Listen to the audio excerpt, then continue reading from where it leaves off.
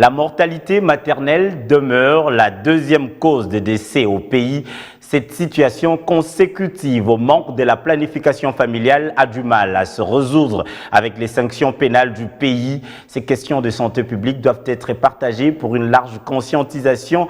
Le cas de la journée du 28 septembre, célébrée sur fond de témoignages de femmes qui ont failli perdre la vie. C'était l'occasion de récompenser les blogueurs qui travaillent sur la planification familiale. 1 à 2 décennies de prison, c'est ce que prévoit le code pénal congolais à la femme ou fille qui avorte, mais pas seulement. Le même sort est réservé à celui qui pratique l'avortement. Pourtant, 146 700 grossesses non désirées virent au jet clandestinement.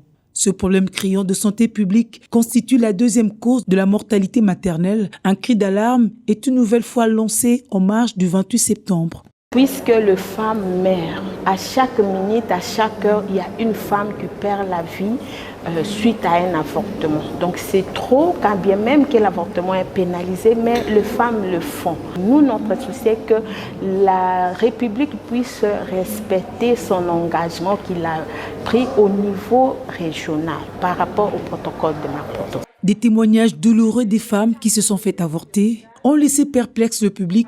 Pour d'autres, c'était le moment de révolte.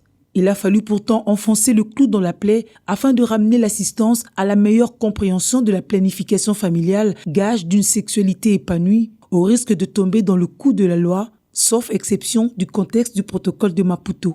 Les sanctions, il faut lire le code pénal, on parle de 15 à 20 ans d'emprisonnement.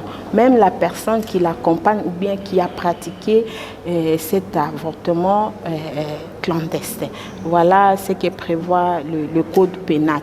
Plusieurs causes, notamment socio-économiques, socio-culturelles, pousseraient les femmes et les filles à tenter de s'IVG. Un sujet tabou qui décime pourtant des vies, c'était l'occasion d'en parler. Les blogueurs du prix d'excellence ont été récompensés pour la qualité de leur publication sur la planification familiale.